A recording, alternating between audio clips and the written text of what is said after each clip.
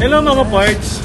Bawat isa sa atin may lugar sa Pilipinas na gusto puntahan.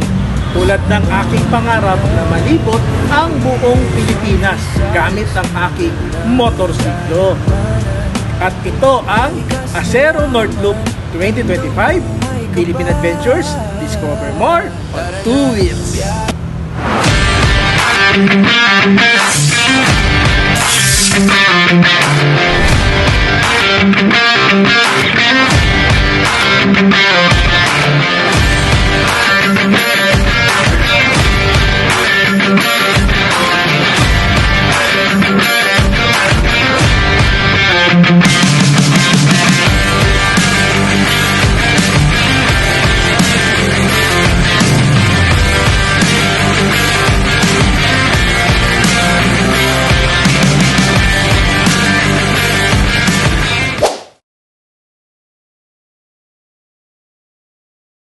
December 26, 2025. Sisimula ang ating biyahe sa Caltex EDSA Corner, Boni Avenue, Mandaluyong City. Kakasama ko sa rides si Jeremiah at si Mac Kirby. Yun, what's up mga parts? Magandang umaga.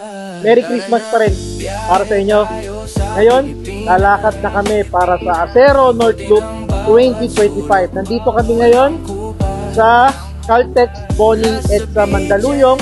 Ride out na kami kasama ang tropa papuntang unang stop namin, San Fernando, La Union. Time check, anong oras ngayon? 2:49 AM, December 26, 2025. Maraming salamat sa lahat ng mga sumuporta, Premium Gears, JAL Motoworks, VS1 and Mototech, Maximus Motorcycle Tire Philippines, Goodyear Lubricants. Siyempre, sa mga special tumulong sa atin dun sa area ng Ilocos, Casa Junita Transient Inn. See you there. Enrile Tourism, MDRMO Enrile, and Faith in Prince, and siyempre yung Boss Yang DY Cafe. See you. Acero North Loop 2025. Nito sila Kirby and Maya. Sila po yung nakasama ko noon sa Besang Pass. Ngayon, actually anniversary ng Besang Pass ngayon na rides namin last year. Ngayon, for another challenge naman kami, North Loop 2025. Ito sila Maya and Kirby kasama namin. Bilang nakasama si CJ kasama pakaramdam. Kami yung team na magra-ride out mula dito sa Mandaluyong. Ngayon, Maya, any message? Thank you po sa mga nag-sponsor po sa amin, lalo na po sa kay Sir Daryl na So, yun, good morning po. Another travel na naman.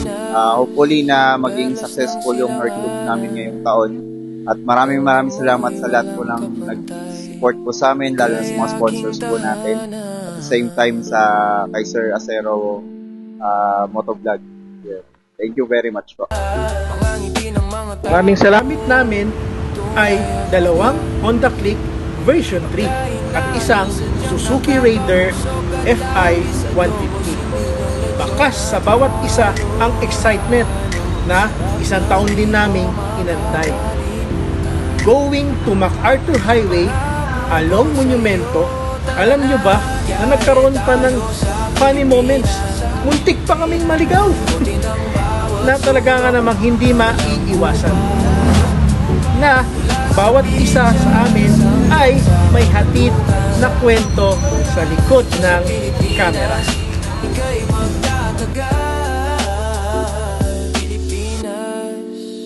Along MacArthur Highway, dinaanan namin ang Bulacan, Pampanga, Tarlac, Pangasinan, at inabutan na kami ng gutom sa La Union, na isa sa malapit sa puso ko, ang San Fernando, La Union. Hey.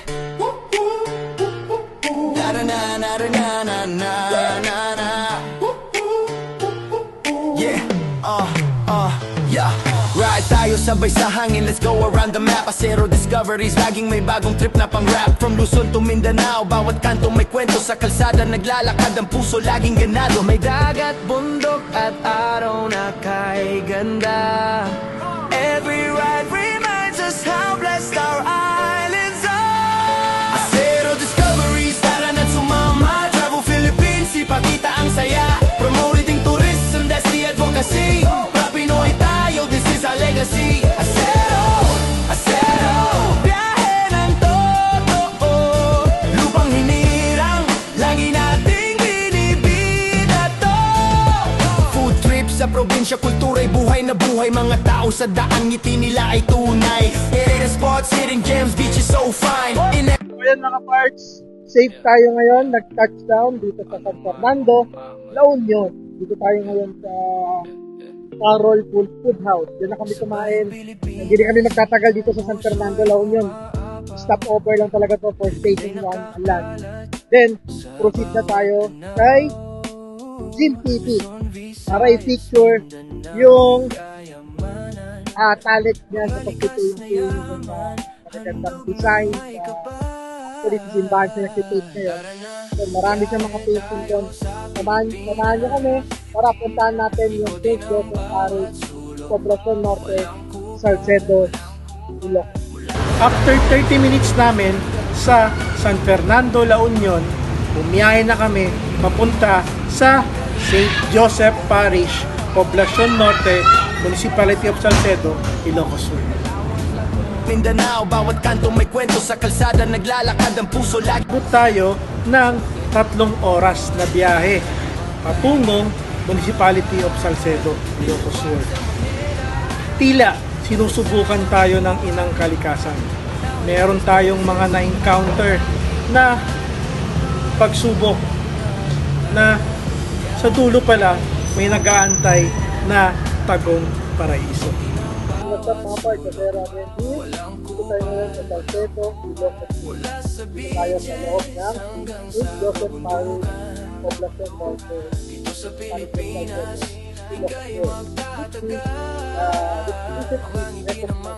Motorcycle tourism, brother Jim TV. Pagkain natin sadyang nakakabusog at labis. Adobo, sinigang, lechon Bukod sa at pagka-travel vlog, sarap may na talent di din mo natin. makakalimutan. Namamangka. Pangako ko sa iyo, tara na, biyahe tayo sa Pilipinas. Sa loob ng St. Joseph Ng Parish. bawat sulok, Walang showcase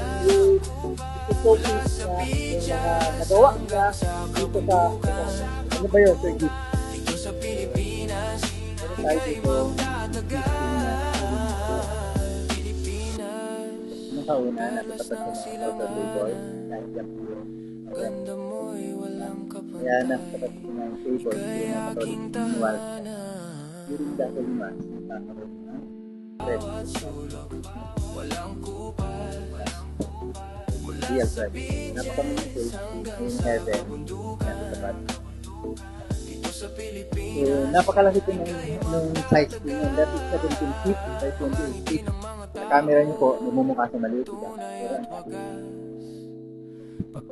tapos next week show natin next ayun yung technique po yung closer 17 feet by 14 feet and then kanan yung Pagilid Guadalupe at 17 feet by Sa iyo, tara na, biyahe tayo sa realistic yung pagkagawa saka pag tinignan mo para kung nasa langit talaga yung ikaw lang mag-isa to sa ano lang ang Pilipinas dito sa Pilipinas. Ika'y magtatagal. Pilipinas, perlas ng silanganan. Ganda mo'y walang kapantay. Ika'y aking so sa team pinitaw lahat yung good at bad so ano bawat sulok, walang kupal. Mula sa beaches hanggang sa kabundukan. Dito sa Pilipinas, ika'y magtatagal. Mga ngiti ng mga tao, tunay at wagas. Alam nyo ba, one of the tourist attraction ng municipality of Salcedo, Ilocos Sur, is itong East Boston. So, pwede kayo bilisita dito, bakasyon,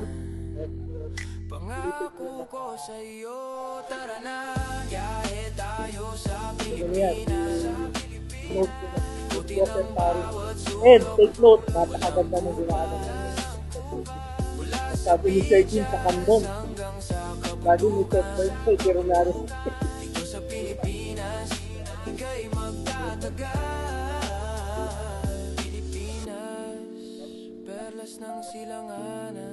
Well, back sa tema natin, Philippine Adventure Discover More Experience.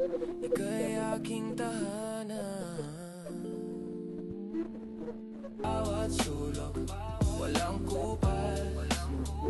Mula sa beaches hanggang sa kabundukan. Dito sa Salamat Sir Jim TV.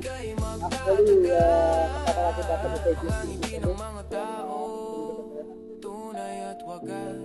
Yun na. Pagkain natin Hindi sa nakakakulit. nakakapusok at labis, adobo, sinigang, lechon at halo. Pero siguro pati. Na di mo Hindi ko tulad ito. makakalimutan.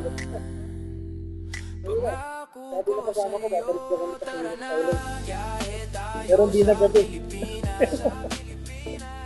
12 hours na tayong nasa biyahe mula Caltex, EDSA Corner, Boni Avenue, Mandaluyong hanggang Salcedo, Ilocos Sur. Mga parts, halo-halong emosyon, puyat, pagod, gutom at maraming hindi maipaliwanag na nararamdaman ng aming naranasan. 12 hours na kaming nasa biyahe mula Mandaluyong hanggang Salcedo, Ilocos Sur. Mga parts, halo-halong emosyon, puyat, pagod, gutom at marami pang hindi maipaliwanag na nararamdaman ang aming naranasan. Sinadya namin sa Salcedo, Ilocos Sur ang isang kaibigan na si Jim TV. Maraming salamat, Brother Jim, sa inyong gabay sa amin, lalong-lalo na sa akin bilang nagsisimulang travel vlogger. Sa lahat ng inspirasyon at motivation mo. Ang gas expenses po namin mula Mandaluyong City hanggang Ilocos Sur ay 665 pesos. Hindi pa dyan kasama ang food at accommodation. Sa kagandahan ng buong Ilocos Sur, nagstay po kami sa Casa Junita. Pero again, here, nandito tayo ngayon sa Casa Junita Ranches Inn, Santa Catalina, Vigan, Ilocos Sur. Pards, maraming salamat sa pagsama sa ating biyahe para dito sa unang episode ng ating adventure sa Norte. See you sa second episode ng Acero North Loop 2025 Philippine Adventures. Discover more on 2 weeks. Aero Discoveries, tara na't sumama. Travel Philippines, ipakita ang saya. Promoting tourism, that's the advocacy. Mga Pinoy tayo, this is our legacy.